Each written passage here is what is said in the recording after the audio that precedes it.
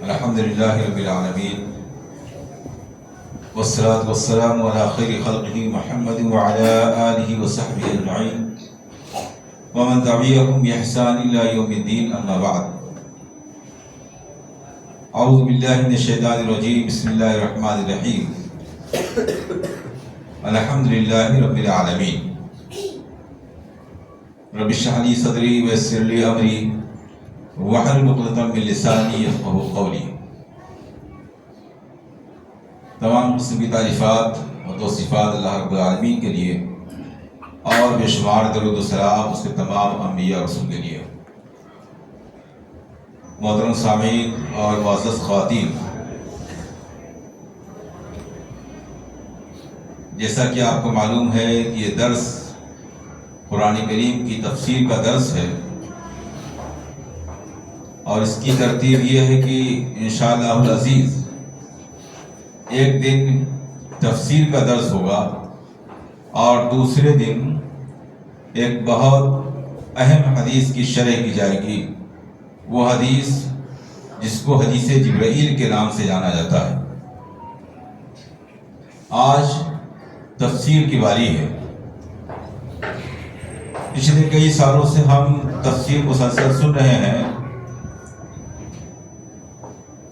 پچھلے سالوں میں معاملہ یہ تھا کہ مختلف صورتوں سے سلیکٹڈ آیات ہوتی تھیں جن کی تفسیر اور توضیح آپ کے سامنے بیان کی جاتی تھی۔ اس سال ارادہ یہ ہے کہ آپ کے سامنے انشاءاللہ العزیز ترتیب کے ساتھ ایک ایک آیت کو ترجمے کے ساتھ پڑھ کر اس کا معنی، مفہوم اور اس کی تفسیر بیان کرنے کی کوشش کی جائے گی، کیونکہ یہ بات محسوس کی گئی کہ سالہ سال تک تفسیر کا درس سننے کے باوجود اگر ہم سے کسی خاص آیت کریمہ کا معنی اور مفہوم پوچھا جائے، یہاں تک کہ اگر سورہ فاتحہ میں سے کسی آیت کا معنی اور مفہوم پوچھ لیا جائے تو شاید اسے بیان کرنا مشکل ہو جائے گا۔ اس لیے یہ ترتیب اختیار کی گئی ہے اس امید کے ساتھ کہ شاید اس سے انشاءاللہ اس سے ہمیں کچھ فائدہ حاصل ہوگا۔ سب سے پہلے سورہ فاتحہ کی تفسیر ہونی ہے۔ سورہ فاتحہ آپ جانتے ہیں قرآن کریم کے مصحف کے اعتبار سے، قرآن کریم کے اعتبار سے سب سے پہلی سورت ہے۔ یہ سورت نہایت عظیم الشان سورت ہے۔ اس سورت کو اللہ کے رسول صلی اللہ علیہ وسلم نے قرآن کریم کی سب سے عظمت والی سورت قرار دیا ہے، سب سے عظیم سورت قرار دیا ہے۔ بلکہ اس سورت کے ناموں میں سے ایک نام الکافیہ ہے، جس کا معنی یہ ہے کہ وہ سورت کہ جس کے معنی اور مفہوم کو صحیح انداز میں تفصیل کے ساتھ سمجھ لیا جائے تو پورے قرآن کریم کا خلاصہ گویا انسان سمجھ لے گا۔ لیکن اگر سورہ فاتحہ کو کسی نے نہیں سمجھا تو قرآن کریم کا معنی و مفہوم اور اس کا خلاصہ نہیں سمجھ سکتا ہے۔ اس لیے کہ قرآن کریم میں جو باتیں بھی بیان کی گئی ہیں ان سب کا خلاصہ توحید، ان سب کا خلاصہ اللہ رب العالمین کی عبادت اور بندگی، ان سب کا خلاصہ اللہ رب العالمین کے سامنے عاجزی اور انکساری اور خاکساری ہے۔ اور یہ تمام باتیں سورہ فاتحہ کے اندر بڑے ہی واضح انداز میں بیان کی گئی ہیں۔ آئیے سب سے پہلے سورہ فاتحہ کے اور بھی چند نام دیکھتے ہیں اور پھر اس کے بعد آگے بڑھنے کی کوشش کرتے ہیں۔ سورہ فاتحہ کا ایک نام تو الفاتحہ ہی ہے، اور اس کو الفاتحہ اس لیے کہتے ہیں کیونکہ فاتحہ کا معنی شروع کرنے والی۔ چونکہ اس سورہ کے ذریعہ ہم نماز میں قرات کی شروعات کرتے ہیں، اور اسی طرح اس سورت کے ذریعہ قرآن کریم کی شروعات ہوتی ہے۔ اس مناسبت سے اس کا نام الفاتحہ ہے۔ اس کے ناموں میں سے ایک نام الصلاۃ ہے۔ الصلاۃ کے معنی نماز، یعنی اس سورت کا نام ہی نماز ہے۔ اس سے اس بات کا اندازہ لگایا جا سکتا ہے کہ نماز میں اس سورت کا پڑھنا کس قدر ضروری ہے۔ اور اسی لیے اللہ کے رسول صلی اللہ علیہ وسلم نے تمام قسم کے مصلیان اور نمازیوں کے لیے بات بیان فرمائی کہ جس آدمی نے نماز پڑھی اور اس میں سورہ فاتحہ نہیں پڑھی تو اس کی وہ نماز ہوتی ہی نہیں ہے۔ لا صلاۃ لمن لم یقرأ بفاتحۃ الکتاب، وہ نماز ہی نہیں ہے کہ جس میں سورہ فاتحہ کی تلاوت نہ کی گئی ہو۔ اسی طرح دوسری روایت جسے امام بخاری رحمہ اللہ نے اپنی مشہور کتاب الادب المفرد اور جزء القراءہ کے اندر ذکر کیا ہے، حضرت عبادہ بن ثابت رضی اللہ تعالیٰ عنہ اس کے راوی ہیں، وہ کہتے ہیں اللہ کے رسول صلی اللہ علیہ وسلم نے فجر کی نماز پڑھائی، نماز سے فارغ ہونے کے بعد آپ صلی اللہ علیہ وسلم نے لوگوں سے پوچھا کہ لعلکم تقرؤون خلف امامکم، کیا آپ لوگ اپنے امام کے پیچھے بھی قرآن کریم کی قرأت کرتے ہیں؟ لوگوں نے کہا ہاں۔ آپ صلی اللہ علیہ وسلم نے ارشاد فرمایا لا تفعلوا، ایسا مت کیا کرو، امام کے پیچھے قرأت کرنا منع ہے، قرآن کی تلاوت نہ کیا کرو، الا بأم الکتاب، مگر سورہ فاتحہ کی تلاوت کیا کرو۔ ام الکتاب سورہ فاتحہ کے ناموں میں سے ایک نام ہے۔ اس حدیث سے یہ بات بھی معلوم ہو گئی کہ سورہ فاتحہ کی قرأت، سورہ فاتحہ کی تلاوت امام، مقتدی، منفرد سب کے لیے ضروری ہے۔ جس کسی نے بھی سورہ فاتحہ کی تلاوت نہیں کی، جس رکعت میں تلاوت نہیں کی، وہ رکعت اور نماز شمار ہی نہیں کی جائے گی۔ اسی لیے صحیح قول کے مطابق اگر کوئی آدمی امام کے سورہ فاتحہ پڑھ لینے کے بعد آ کر رکوع میں شامل ہوتا ہے یا رکوع سے پہلے شامل ہوتا ہے لیکن سورہ فاتحہ تلاوت نہیں کر پاتا ہے تو اس کی وہ رکعت شمار نہیں کی جائے گی، اسے الگ سے وہ رکعت دوبارہ ادا کرنی ہوگی۔ تو میں یہ ذکر کر رہا تھا کہ اس سورہ کے ناموں میں سے ایک نام الصلاۃ یعنی نماز بھی ہے۔ اس سے جہاں یہ بات معلوم ہوئی کہ نماز میں اس سورہ کی کتنی اہمیت ہے، وہیں اس حدیث سے اس سورہ کا معنی و مفہوم، اس کی اہمیت اور زیادہ واضح ہو جاتی ہے، جس میں اس کو الصلاۃ کہا گیا ہے۔ آئیے وہ روایت دیکھتے ہیں۔ سنن ابن ماجہ کی روایت ہے، حضرت ابو ہریرہ رضی اللہ تعالیٰ عنہ کہتے ہیں کہ اللہ کے رسول صلی اللہ علیہ وسلم نے ارشاد فرمایا کہ اللہ رب العالمین نے ارشاد فرمایا۔ ہر وہ روایت جنہیں اللہ کے رسول صلی اللہ علیہ وسلم یہ بیان کریں کہ اللہ تعالیٰ فرماتا ہے، اس حدیث کو حدیث قدسی کہتے ہیں، حدیث قدسی۔ تو اللہ رب العالمین فرماتا ہے قسمت الصلاۃ بینی و بین عبدی شطرین، میں نے صلاۃ کو یعنی سورہ فاتحہ کو، صلاۃ یعنی سورہ فاتحہ کو اپنے اور اپنے بندے کے درمیان آدھا آدھا تقسیم کر دیا ہے۔ فنصف لی ونصفها لعبدی ولعبدی ما سأل، تو اس کا آدھا میرے لیے ہے اور آدھا میرے بندے کے لیے ہے، اور میرے بندے کے لیے وہ سب کچھ ہے جو مجھ سے مانگ رہا ہے۔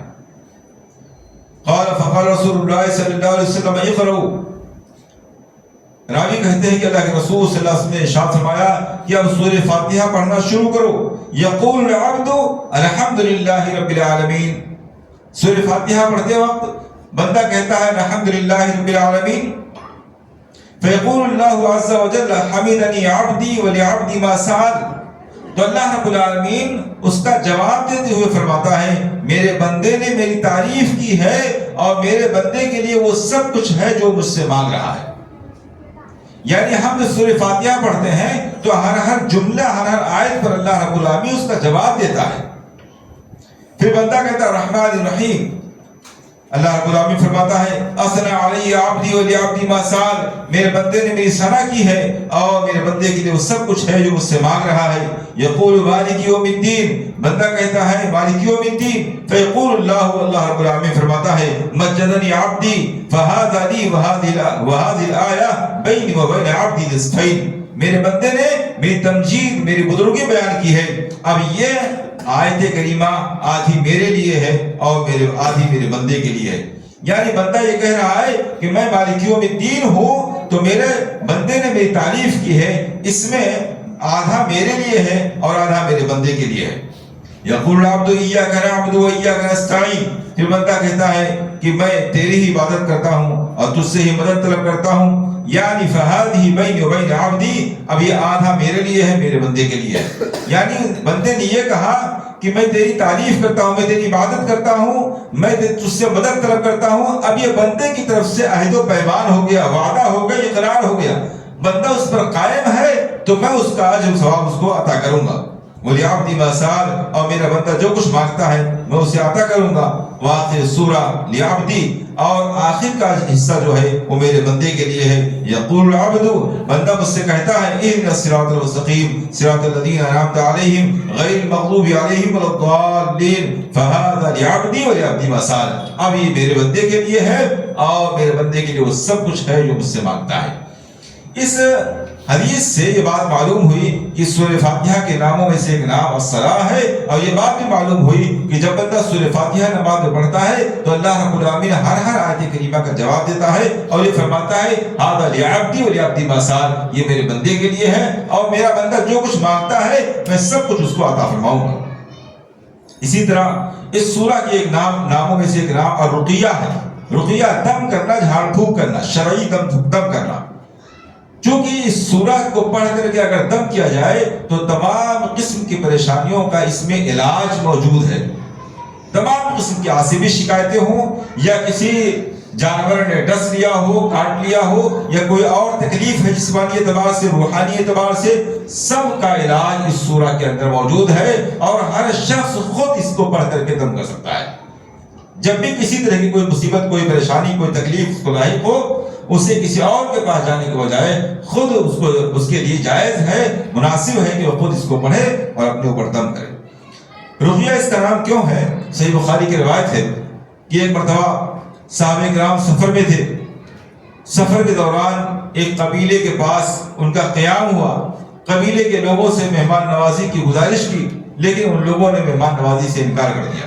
اتفاق کی بات یہ کہ رات کو اس قبیلے کے سردار کو کسی زہریلے جانور نے ڈنک مار دیا یا کاٹ دیا۔ دوا علاج سے جب فائدہ نہ ہوا تو وہ لوگ صحابہ کرام کے پاس آئے اور کہا کیا تمہارے پاس کوئی ایسا آدمی ہے جو رقیہ کرنا جانتا ہو، دم جھاڑ پھونک کرنا جانتا ہو؟ ایک صحابی نے کہا ہاں میں جانتا ہوں۔ کہا ہمارے سردار کو کسی زہریلے جانور نے ڈس لیا ہے، آپ چل کے دم کر دیجئے۔ انہوں نے کہا میں دم کر سکتا ہوں مگر اس شرط کے ساتھ کہ میں اس کے معاوضے میں 30 بکریاں لوں گا، میں چل کے دم کر دوں گا مگر بدلے کے طور پر 30 بکریاں لوں گا۔ وہ لوگ تیار ہو گئے، چنانچہ وہ گئے اور انہوں نے دم کیا، وہ شفایاب ہو گیا، 30 بکریاں لے کر کے اپنے ساتھیوں کے پاس آئے۔ ساتھیوں نے کہا یہ تو عجیب معاملہ ہے، اس سے پہلے کبھی واقعہ پیش نہیں آیا، لہذا ہم اس کو استعمال کرنے سے پرہیز کریں گے جب تک کہ رسول اکرم صلی اللہ علیہ وسلم سے یہ مسئلہ معلوم نہ کر لیں۔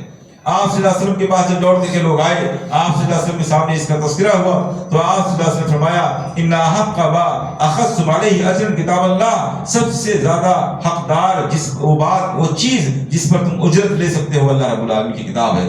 تو اللہ کے رسول صلی اللہ علیہ وسلم نے ان سے پوچھا تھا وما یدریک، پوچھا کیا آپ نے پڑھ کے دم کیا تھا؟ انہوں نے کہا سورہ فاتحہ پڑھ کے دم کیا تھا۔ آپ صلی اللہ علیہ وسلم پوچھا وما یدریک انھا رقیہ، آپ کو کس نے بتایا، کیسے آپ کو معلوم ہو کہ رقیہ ہے، سورہ فاتحہ رقیہ ہے، یہ بات آپ کو کیسے معلوم ہوئی؟ انہوں نے کہا اس لیے کہ قرآن کریم میں اللہ رب العالمین نے خود پورے قرآن کے بارے میں بتایا کہ شفا ہے، پورا قرآن شفا ہے، تو سورہ فاتحہ آپ نے پڑھ کے دم کر دیا، یہ بھی شفا تھا۔ آپ نے دیکھا کہ ایک آدمی کو کسی زہریلے جانور نے ڈس دیا تھا، ڈنگ مار دیا تھا، اور سورہ فاتحہ پڑھ کے دم کیا کہ اللہ رب العالمین اس کو شفا دے۔ اس مناسبت سے اس کا نام رقیہ ہے اور اس کو پڑھ کے دم کیا جا سکتا ہے۔ اس کے ناموں میں سے ایک نام السبع المثانی والقرآن العظیم ہے۔ السبع المثانی 7 بار دہرائی جانے والی آیتیں، اور اس کا ایک نام القرآن العظیم بھی ہے۔ القرآن العظیم اس لیے کہ قرآن کریم کا مغز اور خلاصہ ہے۔ اس کے ناموں میں سے ایک نام ام الکتاب بھی ہے۔ ام الکتاب اور ام القرآن، ام کے معنی مغز، بھیجا، خلاصہ، گودا، چونکہ یہ سورہ پورے قرآن کا خلاصہ ہے، اس کی جڑ ہے، اس کا مرکز ہے، اس کا گودا ہے، اس مناسبت سے اس کا ایک نام ام الکتاب اور ام القرآن بھی ہے۔ یہ مختلف نام ہیں اور ان مختلف ناموں کا ہونا اصل میں اس بات کی دلیل ہے کہ یہ سورہ نہایت عظیم ہے۔ اس لیے کہ یہ قاعدہ ہے کہ جس کے بہت سے نام ہوں، بہت سے اوصاف ہوں، یقیناً وہ عظمت میں بہت زیادہ بڑا ہوتا ہے۔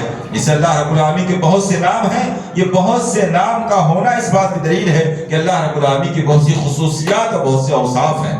ایسے اس سورت کے بہت سے ناموں کا ہونا اس بات کی دلیل ہے کہ یہ سورہ نہایت عظمت والی اور نہایت برتری والی ہے اور اپنے اندر بہت سی قسم کی خصوصیات رکھتی ہے۔ اللہ رب العالمین اس سورہ میں فرماتا ہے، اعوذ باللہ من الشیطان الرجیم، بسم اللہ الرحمن الرحیم، الحمدللہ رب العالمین، الحمدللہ رب العالمین۔ الحمد تعریف، حمد ترجمہ ہم لوگ جانتے ہیں، تمام قسم کی تعریف اللہ کے لیے ہے جو رب العالمین ہے۔ حمد عربی زبان میں ایک خاص تعریف کے لیے استعمال ہوتا ہے۔ ہر قسم کی تعریف کو حمد نہیں کہا جاتا ہے۔ کسی کی تعریف کرنا کسی بھی خوبی پر اس کی عظمت اور محبت کے ساتھ حمد کہلاتا ہے۔ کسی کی تعریف کرتے ہوئے دل میں اس کے لیے محبت اور عظمت بھی پائی جائے تو اس کا نام حمد ہے۔ بعض دفعہ انسان کسی کی تعریف تو کرتا ہے لیکن اس کے لیے اس کے دل کے اندر محبت کے جذبات نہیں ہوتے ہیں۔ کوئی دشمن ہے لیکن اس کے اندر کوئی خوبی ہے، اس خوبی کی تعریف تو انسان کر رہا ہوتا ہے بعض دفعہ، لیکن اس کے تعلق سے اس کے دل میں محبت کے جذبات نہیں ہوتے۔ یہ جو تعریف کر رہا انسان، اس کو عربی میں دوسرا ورڈ ہے اس کے لیے، مدح کہا جاتا ہے۔ اس کو عربی زبان بہت ہی وسیع اور بڑی نازک زبان ہے۔ محبت کے بغیر کسی کی تعریف کی جائے تو وہ مدح ہے، اور تعریف کے ساتھ ساتھ دل میں عظمت اور محبت بھی پائی جائے تو وہ حمد ہے۔ تو اللہ رب العالمین فرمایا الحمد، تمام قسم کی تعریفات اللہ رب العالمین کے لیے۔ یہ بندے کو دعا سکھلائی گئی ہے، بندے کو اعتراف سکھلایا گیا، یعنی بندہ اللہ رب العالمین کی نعمتوں کو محسوس کرتے ہوئے اللہ رب العالمین کی عظمت اور اس کی محبت کو اپنے دل میں پیوستہ کر کے اللہ کی تعریف کرتے ہوئے ایسا کہے کہ ہر قسم کی تعریف اللہ رب العالمین کے لیے، ہر قسم کی تعریف اللہ کے لیے ہے۔ حالانکہ تعریف کے مستحق تو اور بھی بہت سے لوگ ہیں اور بہت سے دوسرے لوگ بھی تعریف والے کام کرتے ہیں، پھر ساری تعریفات کا مستحق اللہ رب العالمین کیوں ہے؟ اس لیے کہ ہم سب تعریف کے لائق جو بھی کام کر رہے ہیں وہ دراصل اللہ رب العالمین ہی کی عطیہ ہے، اللہ رب العالمین کا عطیہ ہے، اس کی نوازش ہے، اس کی بخشش ہے کہ اس کی بنیاد پر ہم اور آپ کچھ تعریف کے لائق کام کر لیتے ہیں۔ تو اصلاً اللہ رب العالمین ہی تمام قسم کی خوبیوں سے نوازتا ہے، اس لیے تمام قسم کی تعریفات کا اصل مستحق وہی ہے۔ الحمدللہ، تمام قسم کی تعریفات کس کے لیے ہیں؟ اللہ کے لیے۔ اللہ، یہ اللہ کا ذاتی نام ہے۔ اللہ رب العالمین کے 99 مشہور نام ہیں، لیکن صرف 99 نام نہیں ہیں، بلکہ اللہ کے نام لا تعداد ہیں، ان کی کوئی تعداد ہی متعین نہیں ہے۔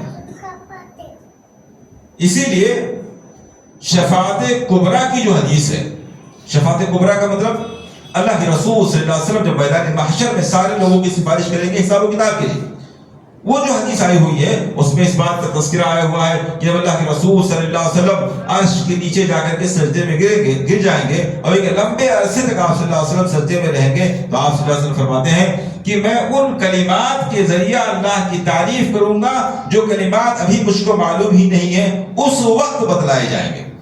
اللہ رب العالمین کے بہت سے نام اس وقت میرے ذہن میں ڈالے جائیں گے جن کے ذریعے میں اللہ رب العالمین کی تعریف کروں گا۔ اور اللہ کے رسول صلی اللہ علیہ وسلم نے ایک دعا بھی ہم کو سکھلائی ہے جس میں اس بات کا ذکر ہے، اب استأثرت به فی علم الغیب عندک، وہ بہت سے نام جس کو آپ نے علم غیب میں اپنے پاس خاص کر رکھا، کسی کو معلوم نہیں۔ تو اللہ کے نام مشہور نام 99 ہیں، ورنہ یہ متعین نام نہیں ہے، لا تعداد ہے اللہ رب العالمین کے نام۔ لیکن یہ جتنے بھی نام ہیں سب صفاتی ہیں، اصل نام اس کا کیا ہے؟ اللہ۔ اصل نام اس کا اللہ ہے. جیسے ایک آدمی کا نام عبداللہ ہے، اب وہ ڈاکٹر ہے، انجینئر ہے، پروفیسر ہے، کچھ اور ہے، یہ سب اس کے جو نام ہے وہ اس کی ڈگری، اس کی خوبیوں کی بنیاد پہ اس کے نام ہے، نہ کہ اس کا اصلی نام ہے. اصل نام تو اس کا عبداللہ ہے. ایسے ہی اللہ رب العالمین کا ذاتی نام اللہ ہے، اور جتنے بھی نام ہیں وہ سب اس کی صفات سے متعلق ہیں، صفاتی نام ہے. اسی لیے اللہ رب العالمین کے بارے میں جو بات کہی جاتی ہے وہ اللہ کے ذاتی نام کے ساتھ کہی جاتی ہے. یہاں فرمایا گیا الحمدللہ، تمام قسم کی تعریفات، یہ نہیں کہا کہ رحمان کے لیے ہے، رحیم کے لیے، اللہ کے لیے، اس لیے کہ اللہ اس کا ذاتی نام ہے. اللہ کا معنی ہے وہ ذات جو لائق عبادت ہے. اللہ کا معنی کیا ہوتا ہے؟ وہ ذات، ایک معنی وہ ذات جو لائق عبادت ہے، اور حقیقت میں اللہ رب العالمین ہی لائق عبادت ہے. تو اس کا نام اسم با مسمہ ہے. اسم با مسمہ کا معنی کیا ہے؟ جو نام کا معنی ہے وہ اس کی ذات پر فٹ بھی ہو رہا ہے. اس کی مثال یوں ہے، جیسے ایک آدمی، اس کا نام یوسف رکھ دیا جائے لیکن وہ خوبصورت نہیں ہے، ایسا ممکن ہے؟ نام اس کا یوسف ہے لیکن وہ خوبصورت نہیں ہے، تو نام کا معنی اس کے اوپر فٹ نہیں ہو رہا ہے. نام اس کا کچھ اور ہے لیکن نام کا معنی اس کی ذات پر فٹ نہیں ہو رہا ہے. لیکن اللہ رب العالمین کے جتنے بھی نام ہیں ان کا معنی اللہ کی ذات پر فٹ بھی ہو رہا ہے. صرف نام ہی نام نہیں ہے بلکہ اس کا معنی، اس کی خوبی بھی اللہ رب العالمین پر فٹ ہو رہی ہے.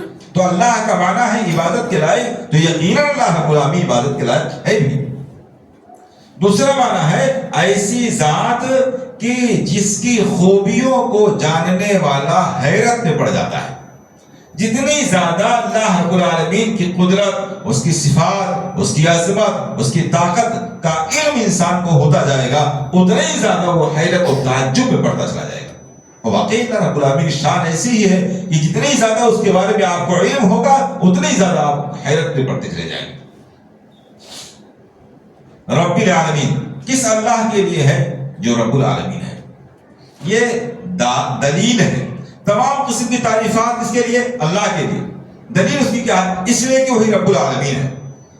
رب العالمین ہونے کا معنی کیا ہے؟ ابھی رب کی تشریح اثر کے بعد آئی تھی، یعنی وہ ذات جو سب کو پیدا کرنے والا ہے، سب کا مالک ہے اور ساری کائنات کے نظام کو چلانے والا ہے. تو چونکہ سب کا مالک وہی ہے، سب کا خالق وہی ہے، سارا نظام وہی چلا رہا ہے، اس لیے اس نے ہی سب کو خوبیوں سے نوازا ہے. تو جو بھی خوبیاں لوگوں کے اندر پائی جا رہی ہیں ان سب خوبیوں پر اصل تعریف کا مستحق بھی وہی ہے. جیسے ایک باپ اپنے بیٹے کو اگر کوئی اچھی تعلیم دلا دے، کوئی اچھا راستہ دکھا دے اس کو، تو جس طریقے سے وہ بیٹا اس اچھے کام کی بنیاد پر قابل تعریف ہے، ایسے اس بیٹے سے پہلے اس کا باپ اس پر قابل تعریف ہے. اس لیے کہ باپ ہی نے بیٹے کو وہ راستہ دکھایا ہے، باپ ہی نے بیٹے کو ڈگری دلائی، وہ ہنر دلایا ہے. تو جو کہ اللہ رب العالمین ہی نے انسانوں کو قابل تعریف کام کرنے کی صحت اور طاقت دی ہے، اس لیے تمام قسم کی تعریفات کا اصل مستحق اللہ رب العالمین ہے. الرحمن الرحیم، جو کہ رحمان اور رحیم ہے. عام طور سے دنیا میں اللہ رب العالمین کو جس نام سے بھی لوگ مانتے ہیں، ان کے یہاں اللہ کا جو تصور ہے وہ بڑا خوفناک ہے. عام طور سے دنیا میں مسلمانوں کے علاوہ جتنے لوگ بھی اللہ کو جس نام سے بھی مانتے ہیں، ایشور کے نام سے، گاڈ کے نام سے، بھگوان کے نام سے، جس نام سے بھی جانتے ہیں، ان کے یہاں اللہ کی ذات کا تصور بڑا خوفناک ہے. اسی لیے آپ دیکھیں گے کہ جو لوگ مورتیاں بناتے ہیں، ان مورتیوں کی شکلوں کو آپ دیکھیں گے تو بڑا خوفناک قسم کی مورتیاں. کئی ہاتھ ہیں، کسی کے ہاتھ میں کچھ ہے، کسی کے ہاتھ میں کچھ ہے، کئی چہرے بنے ہوئے، خوفناک تصور دلایا جاتا ہے. یہ آج کی نئی بات نہیں ہے، زمانے قدیم سے تصور چلا رہا ہے کہ اللہ رب العالمین کی ذات جو ہے، یہ ایشور جو ہے، یہ خالق جو ہے، بڑا خوفناک ہے. جب خوفناکی کا تصور کسی کے بارے میں پیدا ہو جائے تو ڈر پیدا ہوتا ہے، محبت گھٹ جاتی ہے. اور اللہ کی ذات ایسی ہے کہ اس کا ڈر بھی ہونا چاہیے، اس کی محبت بھی ہونی چاہیے. اس لیے اللہ رب العالمین نے اپنی پہچان اور اپنا تعارف کرواتے ہوئے فرمایا الرحمن الرحیم، وہ صرف خوفناک ہی نہیں ہے، وہ صرف ڈراؤنا ہی نہیں ہے، بلکہ اس کی صفت یہ بھی ہے بہت زیادہ رحم کرنے والا اور نہایت مہربان ہے۔ الرحمن الرحیم، الرحمن کا معنی ہے بہت زیادہ رحم کرنے والا، یعنی دنیا میں بھی رحم کرنے والا ہے، دنیا میں تمام قسم کے لوگوں پر رحم کرنے والا۔ الرحمن کا معنی دنیا میں تمام قسم کے لوگوں پر رحم کرنے والا ہے، مومن ہے، کافر ہے، مشرک ہے، منافق ہے، فرما بردار ہے، نافرمان ہے، اللہ کی سے محبت کرنے والا ہے، اللہ کو گالی دینے والا ہے، سب کے لیے مہربان ہے، سب کو عزت، سب کو صحت، سب کو روزی، سب کو مال و دولت، سب سے نواز رہا ہے، کوئی فرق نہیں۔ لیکن آخرت میں وہ رحیم ہے، آخرت میں اس کی رحمت صرف مومنین کے ساتھ خاص ہوگی، وَكَانَ بِالْمُؤْمِنِينَ رَحِيمًا۔ اب آخرت میں وہ رحمان نہیں، دنیا میں اس کی رحمت سب کے لیے ہے، سب کو نوازتا ہے، لیکن آخرت میں صرف اہل ایمان کے لیے اس کی رحمت ہوگی، کفار کے لیے، مشرکین کے ساتھ صرف اس کا غضب ہوگا، اس کی سزا ہوگی۔ ایک معنی تو یہ فرق ہو گیا نا دونوں میں، رحمان کا معنی وہ ذات جو دنیا میں سب پر رحم کرنے والا ہے، اور رحیم کے معنی وہ ذات جو آخرت میں صرف اہل ایمان کے ساتھ رحم کرنے والا ہے۔ دوسرا معنی رحمان کے معنی فوراً جیسی ضرورت پیش آئی فوراً رحم کرنے والا، اور رحیم کا معنی ہمیشہ رحم کرنے والا۔ اب ان دونوں کا فرق جاننے کے لیے پہلے ایک مثال سامنے رکھتے ہیں۔ مثال یوں ہے کہ آپ راستے پر جا رہے ہیں یا کہیں سفر میں ہیں، اتفاق سے آپ کی نظر پڑی کہ ایک ایکسیڈنٹ ہو گیا، اس ایکسیڈنٹ میں ایک ماں کی گود سے ایک بچہ اچھل کر روڈ پر گر گیا، ایکسیڈنٹ میں ماں کا انتقال ہو گیا اور وہ بچہ تنہا پڑا رو رہا ہے۔ اب دل میں فوراً رحم کا جذبہ پیدا ہوگا، ماں کا انتقال ہو چکا ہے، بچہ تنہا ہے، چوٹ اسے لگی ہوئی ہے، روڈ پہ اکیلا پڑا ہوا ہے، تڑپ رہا ہے، اب فوراً رحم کا جذبہ پیدا ہوگا۔ آپ نے اس کو رحم کا جوش پیدا ہوا اور جوش میں آپ نے بچے کو گود میں اٹھایا اور لے کر کے گھر چلے آئے۔ یتیم بچہ ہے، اس کے پاس کوئی نہیں، ہم اس کی پرورش کریں گے، یہ جوش تھا۔ اب جب گھر لے کر کے آپ آئے، اس جوش میں گھر تو آپ لے آئے، ایک دن، 2 دن، 4 دن گزرا، اب آپ اس فکر میں لگ گئے کہ آلریڈی ہمارے پاس اتنی بڑی فیملی تھی، اس میں ایک بچہ اور بھی آ گیا، بلا وجہ ہم اس کو لے آئے، اور بھی تو کچھ کر سکتے تھے، اسے پولیس میں دے سکتے تھے، اسے یتیم خانے میں لے سکتے تھے، اس کے اور بھی تو رشتہ دار رہے ہوں گے، وہیں پہنچا سکتے تھے، کیا ضروری تھا کہ ہم اپنے گھر ہی لے آئے؟ اب دیکھیں رحم کا جو جوش پیدا ہوا تھا وہ ٹھنڈا ہو گیا، ضرورت تھی کہ وہاں رحم کا جوش پیدا ہو۔ ایسے اللہ رب العالمین رحمان ہے، بندے کے لیے جہاں بھی رحم کی ضرورت پڑتی ہے اللہ رب العالمین کا رحم جوش فرماتا ہے۔ جیسے مثال میں ایک بندے کا اس وقت بندے نے نہیں سوچا کہ اس کی وجہ سے ہمارے گھر پہ کیا لوڈ آئے گا، کیا پریشانی آئے گی، کیا مسائل آئیں گے، کچھ سوچے بغیر رحم کا ایسا جوش پیدا ہوتا ہے کہ بچے کو لے کر کے اپنے گھر آ جاتا ہے۔ اللہ رب العالمین کی ذات رحمان ہے، جب بھی بندہ پریشانی میں مبتلا ہوتا ہے ذرا سا بھی اللہ کی طرف جھکتا ہے، اللہ بالکل نظر انداز کر دیتا ہے کہ اب تک یہ کیا تھا، کتنا سرکش تھا، کیا اس کے معاملات تھے، کیا اس کے حالات تھے، رحمت جوش میں آتی ہے، تو میری گود میں آنا چاہتا ہے، تجھے میری ضرورت ہے، اللہ رب العالمین فوراً اپنے رحمت جوش اٹھا لیتا ہے۔ لیکن وہ رحیم ہے، وہ انسانوں کی طرح سے بعد میں پچھتاتا نہیں ہے، اپنی رحمت سے واپس پلٹتا نہیں ہے، ایک بار جو رحمت جوش میں آئی ہے وہ مسلسل باقی رہتی ہے۔ تو اللہ رب العالمین رحمان الرحیم ہے۔ یہ رحمان الرحیم کے معنی کا فرق ہے۔ مالک یوم الدین، اب بعض دفعہ انسان جب کسی کے بارے میں یہ معلوم کر لے کہ یہ بڑا رحم دل ہے تو اس کی رحم دلی کا ناجائز فائدہ اٹھانے لگتا ہے، یہ بھی ایک انسان کی فطرت ہوتی ہے۔ اس لیے بیلنس برابر رکھنا ضروری تھا۔ خوفناکی کا تصور اتنا قائم ہو جائے کہ دل میں محبت ہی نہ پائی جائے، اس کو ختم کرنے کے لیے اللہ رب العالمین نے اپنے بارے میں بتایا کہ وہ رحمان الرحیم ہے۔ رحمان اور رحیم کی وجہ سے کہیں انسان اللہ رب العالمین کے تعلق سے بالکل بے فکر نہ ہو جائے، اللہ کا نافرمان بندہ نہ بن جائے۔ اس بے اعتدالی کو اعتدال میں لانے کے لیے، بیلنس میں لانے کے لیے اللہ رب العالمین نے فرمایا وہ صرف رحمان الرحیم ہی نہیں ہے، مالک یوم الدین بھی ہے۔ مالک یوم الدین کا معنی کیا ہے؟ مالک کے معنی مختار، ملکیت رکھنے والا، اختیار رکھنے والا، اور یوم کے معنی دن اور الدین کے معنی بدلہ. یوم الدین بدلے کے دن کا مالک ہے، یوم الجزا کا مالک ہے. بدلے کا دن یعنی حساب و کتاب کا دن، آخرت کا دن.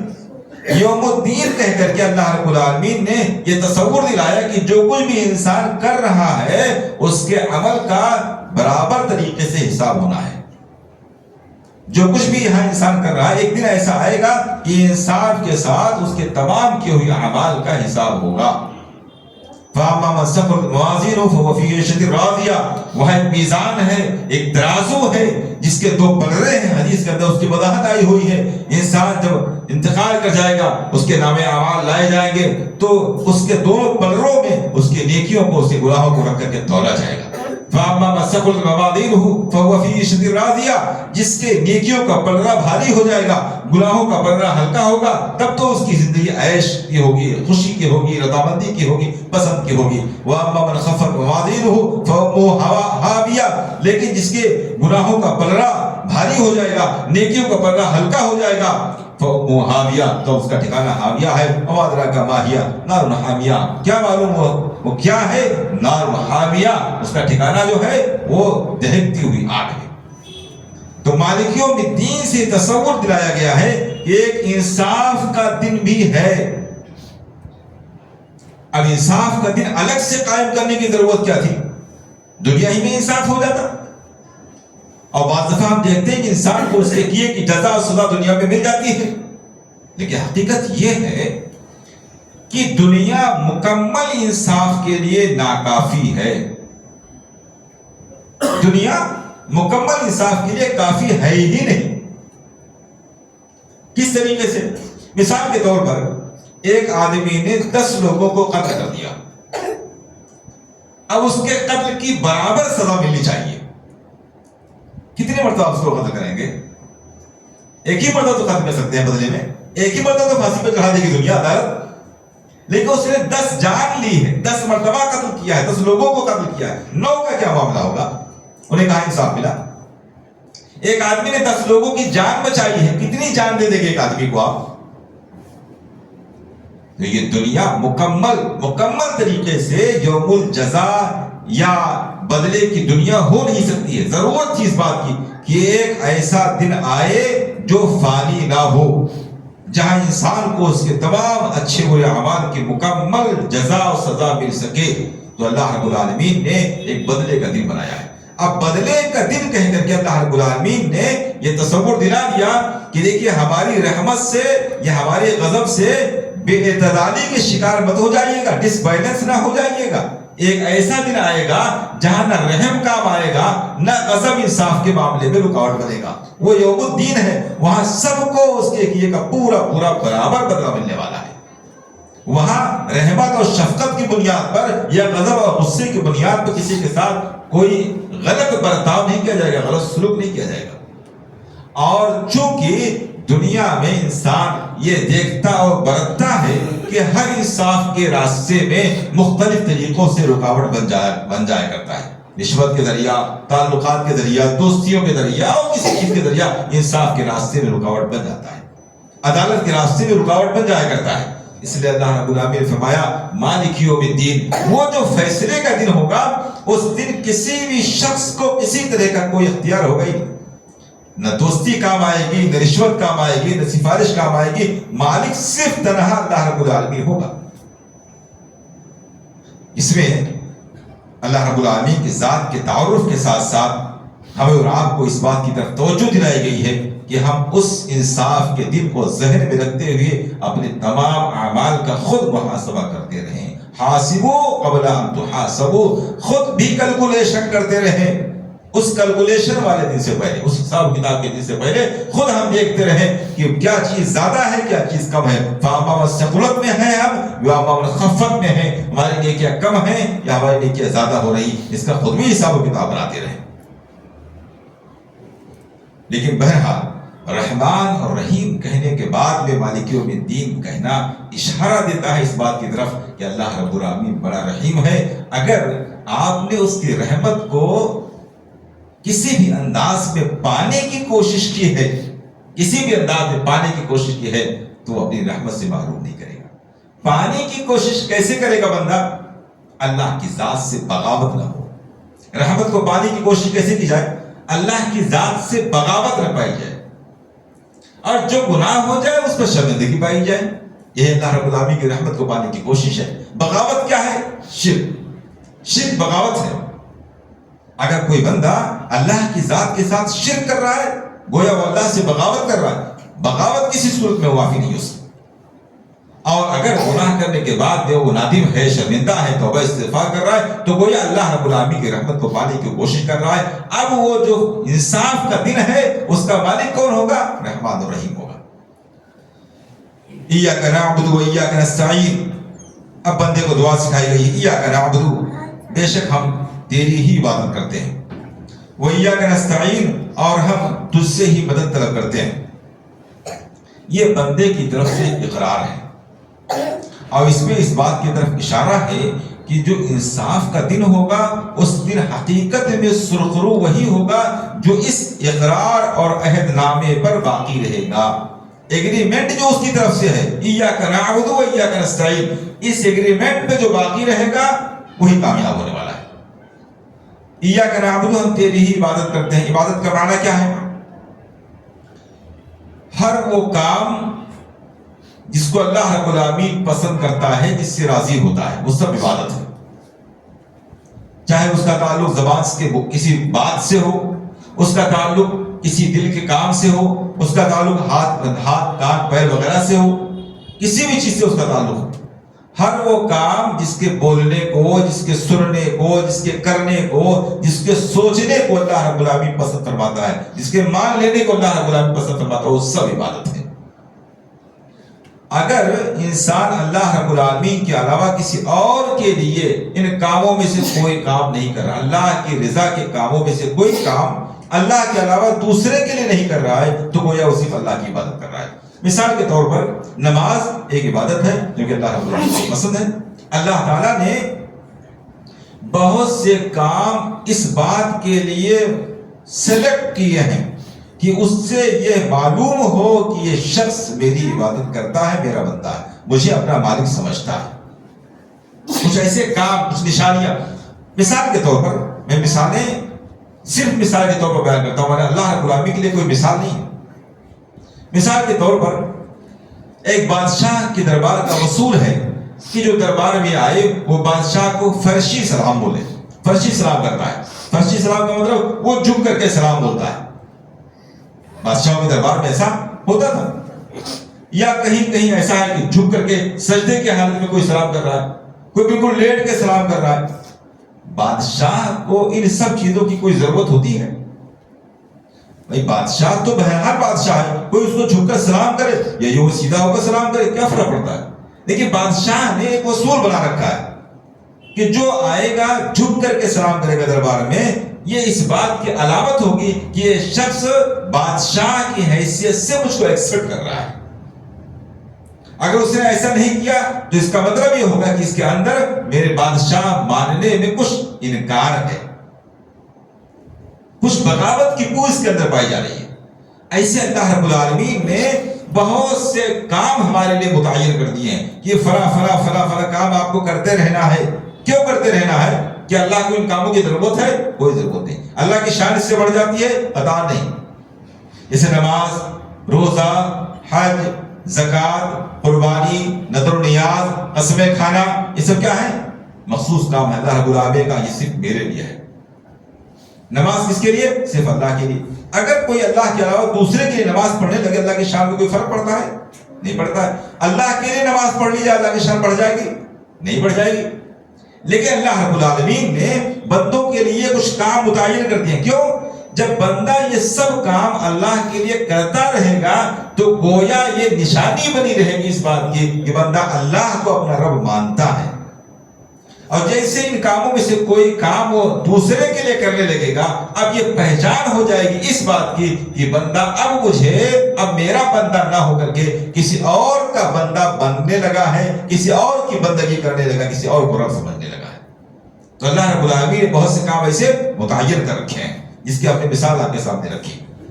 اس میں یہ اقرار کیا گیا ایاک نعبد، اے اللہ جتنے بھی عبادت کے کام ہیں وہ سب ہم صرف تیرے ہی لیے کرتے ہیں.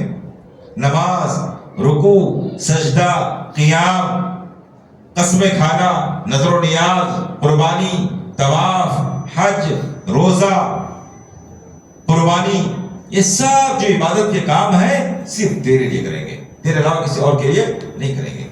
اور جب ہم تیرے لیے کریں گے تو ایاک نعبد و ایاک نستعین، مدد بھی ہم تجھ سے ہی مانگیں گے. مدد مانگنا اللہ کی ذات سے یہ بھی عبادت کا ایک حصہ ہے. اگر کوئی آدمی اللہ رب العالمین کے علاوہ کسی دوسرے سے مدد مانگ رہا ہے تو گویا وہ اللہ رب العالمین کو رب نہیں سمجھ رہا، ساری چیزوں کا مالک نہیں سمجھتا ہے، کیونکہ مدد اس سے مانگی جاتی ہے جس کو مالک سمجھا جاتا ہے. ہاں ایک مدد وہ ہے جس کا اختیار انسان کو دیا گیا ہے. آپ کو پانی کی ضرورت ہے، آپ کسی سے پانی مانگتے ہیں. ایک آدمی ڈوب رہا ہے، اسی کو آپ بچانے کے لیے آواز دے رہے ہیں. یہ وہ چیزیں ہیں جن میں انسان کو اختیار دیا گیا ہے.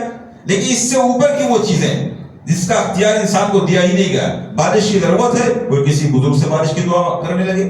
اولاد کی ضرورت ہے، کسی ولی سے دعا کرنے لگے. روزی کی ضرورت ہے، کسی قبر والے سے روزی مانگنے لگے. یا وہ کچھ تعویذ لٹکا کر کے اس کے ذریعہ یہ سمجھ لے کہ روزی بڑھ جاتی ہے، اس سے برکت بڑھ جاتی ہے. اب یہ سب ایسی چیزیں ہیں کہ اس کا اختیار کسی کو دیا ہی نہیں گیا. کون ہے دنیا میں اس بات کا دعویٰ کر رہا ہو کہ بارش میرے اختیار میں ہے، صحت میرے اختیار میں ہے، روزی میرے اختیار میں ہے، عزت ذلت میرے اختیار میں؟ کسی نے ایسا دعویٰ ہی نہیں کیا. اس طرح کی چیزیں کہ جو انسانی اختیارات سے باہر کی چیزیں ہیں، ان میں اگر کوئی آدمی اللہ کے علاوہ کسی اور سے مدد مانگ رہا ہے تو وہ اللہ کی شان اس میں تسلیم کرنے لگا. یہ شان اللہ کی تھی، وہ غیر اللہ کے اندر بھی وہ شان تسلیم کرنے لگا ہے، اور یہ شرک ہو جائے گا. اسی لیے اللہ کے رسول صلی اللہ علیہ وسلم نے اپنے بھتیجے حضرت عبداللہ بن عباس رضی اللہ تعالیٰ عنہ کو ایک مرتبہ نصیحت کرتے فرمایا تھا کہ اذا استعنت فاستعن باللہ واذا سألک فاسأل اللہ. جب آپ مانگیے کوئی چیز تو اللہ رب العالمین ہی سے مانگیے. اسی لیے صحابہ کرام کے سلسلے میں اللہ کے رسول نے خود فرمایا، صحابہ کرام کو تعلیم دی کہ اگر آپ کے جوتے کا تسمہ ٹوٹ جائے، جوتے کا پھیتا ٹوٹ جائے تو اللہ رب العالمین سے مانگیے، اللہ سے دعا کیجیے. کیا معنی ہے؟ یہ معنی نہیں ہے کہ جوتے کا پھیتا ٹوٹ جائے تو گھر میں بیٹھ کر کے یا مسجد میں بیٹھ کر کے آدمی صرف دعا کرتے رہے الہ العالمین میرے جوتے کا پھیتا ٹوٹ گیا اس کو صحیح کر دے، کیا اللہ رب العالمین درست کر دے گا؟ یہ معنی نہیں ہے. لیکن اللہ سے دعا کی جائے کہ اللہ مجھے فلاں قسم کی ضرورت ہے، اس کو تو پوری فرما دے، اس میں تو آسانی فرما دے. کیونکہ اللہ کی مرضی کے بغیر ایک ٹوٹے ہوئے جوتے کا تسمہ بھی ساری کائنات مل کر کے صحیح نہیں کر سکتی ہے. یہ ایمان ہے، عقیدہ ہے. اللہ کی مرضی کے بغیر جوتے کا ٹوٹا ہوا تسمہ بھی ساری دنیا مل کر کے بھی درست کرنا چاہے نہیں کر سکتی ہے. اس لیے پہلے اللہ سے مانگیے، پھر اس کے بعد جو جائز وسائل ہیں، جو جائز طریقے ہیں اس کو اختیار کیجیے. وَإِذَا سَأَلَكَ فَاسْأَلِ اللَّهَ وَإِذَا اسْتَعَنْتَ فَاسْتَعِنْ بِاللَّهِ. جب آپ کو کسی معاملے میں مدد کی ضرورت ہو اللہ رب العالمین سے مدد مانگیے. وَاعْلَمْ أَنَّ الْأُمَّةَ لَوْ اجْتَمَعَتْ عَلَىٰ أَن يَنفَعُوكَ لَمْ يَنفَعُوكَ إِلَّا مَا كَتَبَ اللَّهُ لَكَ. اور فرمایا اے میرے بھتیجے یہ بات خوب سمجھ لو، یہ بات ذہن میں بٹھا لو کہ اگر ساری امت، ساری دنیا کے لوگ مل کر کے آپ کو نفع پہنچانا چاہیں تو صرف اتنا ہی نفع پہنچا سکیں گے جتنا کہ آپ کے حق میں لوح محفوظ میں پہلے ہی دے دیا گیا. اس سے ذرا سا بھی زیادہ کوئی فائدہ پہنچانے کی طاقت نہیں رکھتا ہے. آپ کو اتنا ہی فائدہ پہنچائے گا سارے لوگ بھی مل کر کے پہنچانا چاہیں تب بھی. وَاعْلَمْ أَنَّ الْأُمَّةَ لَوْ اجْتَمَعَتْ عَلَىٰ أَن يَضُرُّوكَ. اور یہ بات بھی خوب جان لو کہ اگر سارے لوگ مل کر کے آپ کو نقصان پہنچانے پر آمادہ ہو جائیں تب بھی اتنا ہی نقصان پہنچے گا جتنا پہلے ہی سے اللہ رب العالمین نے لوح محفوظ میں لکھ رکھا ہے. نفع نقصان دونوں طے ہیں، اللہ رب العالمین نے لکھ رکھا ہے، وہ اللہ کے اختیار میں ہے. تو جب اللہ کے اختیار میں ہے، اللہ نے پہلے سے لکھ رکھا ہے، وہ چیز پہلے سے طے ہے، تو پھر اسی صورت میں یہ چیز مناسب نہیں ہے کہ کسی نفع کے لیے یا کسی نقصان کے لیے اللہ کے علاوہ کسی اور کو پکارا جائے یا اللہ کو ناراض کر کے کسی نفع کو پانے یا نقصان سے بچنے کی کوشش کی جائے، کیونکہ وہ ملنا اتنا ہی ہے جتنا پہلے سے مقدر میں لکھ دیا گیا ہے. تو ایاک نعبد و ایاک نستعین، ایک معنی تو اس کا یہ ہوا ہم تیری عبادت کرتے ہیں، اور عبادت کرنا، عبادت بھی کرتے ہیں تجھ سے، تیری اور تجھ سے ہی مدد طلب کرتے ہیں. ایک معنی یہ ہوا. دوسرا معنی کیا ہے؟ ہم تیری عبادت کرتے ہیں اور عبادت کے معاملے میں تجھ سے مدد طلب کرتے ہیں. یعنی عام حالات میں تو مدد طلب ہی کر رہے ہیں، یہ عبادت کرنا بھی تیری مدد کے بغیر ممکن نہیں ہے. ہم تیری عبادت تیری مرضی اور تیری مدد کے بغیر نہیں کر سکتے ہیں، اس لیے ہم تیری عبادت کرتے ہیں اور تجھ سے دعا کر رہے ہیں، تجھ سے مدد چاہتے ہیں کہ عبادت کرنے کے معاملے میں تو میری مدد فرما، جس کو ہدایت اور توفیق کہا جاتا ہے. یعنی جب تک اللہ رب العالمین ہمیں ہدایت نہ دے، توفیق نہ دے، تب تک ہم کسی بھی قسم کے نیکی کا کام، عبادت کا کام انجام نہیں دے سکتے ہیں. اس لیے یہ بھی ضروری ہے کہ ہم اپنے تمام قسم کے نیک کاموں میں اللہ رب العالمین سے ہدایت اور توفیق طلب کرتے رہیں. یہ جو ہم لوگ بعض دفعہ گناہوں میں مبتلا ہو جاتے ہیں، نمازوں سے غافل ہو جاتے ہیں اور ہم یہ سمجھتے ہیں کہ ہم نماز نہیں پڑھ رہے ہیں، ہم نماز پڑھنے نہیں گئے ہیں یا نماز پڑھنے کا موقع نہیں ملا ہے، دراصل اس کا معاملہ ایسا نہیں ہے. یعنی اس انداز میں اس کو سوچنا درست نہیں ہے. اس کو سوچنے کا دوسرا انداز یہ ہے کہ اللہ رب العالمین کا گھر ہے، یہ اس کی عزت کا مقام ہے، جس کو وہ عزت دینا چاہتا ہے، جس کو اپنے سے قریب کرنا چاہتا ہے، وہ اس کو اپنے گھر میں آنے کی اجازت دیتا ہے. ہماری نافرمانیوں کی بنیاد پر، ہماری سرکشیوں کی بنیاد پر، ہماری بے توجہی کی بنیاد پر، ہمارے ارادے کی کمی کی بنیاد پر اللہ رب العالمین ہم سے اتنا ناراض ہے کہ اپنے گھر میں آنے کی اس نے مجھ کو اجازت نہیں دی ہے، اس لیے میں فلاں وقت نماز پڑھنے کے لیے نہ جا سکا. مسئلہ یہ ہے. تو یہ چیز اللہ رب العالمین کی مرضی پر موقوف ہے، اسی لیے اللہ رب العالمین سے ہدایت کی دعا کرنی چاہیے. اللہ کے رسول صلی اللہ علیہ وسلم نے ہم کو دعا سکھلائی ہے، اللہم یسألک الہدی والتقی والعفاف والغنی. اللہ رب العالمین سے ہدایت کی دعا کرتے رہنا چاہیے. یہ سورہ فاتحہ کا تقریباً آدھا حصہ ہوا، ابھی آدھا حصہ باقی ہے جو انشاءاللہ عزیز آپ کے سامنے اگلے درس میں بیان ہوگا. اللہ رب العالمین سے دعا ہے کہ ہم کتاب و سنت کو صحیح معنوں میں سننے سمجھنے، اس پر عمل کرنے اور اس کے تقاضوں کو پورا کرنے کی توفیق عطا فرمائے. آمین. وآخر دعوانا ان الحمد للہ رب العالمین.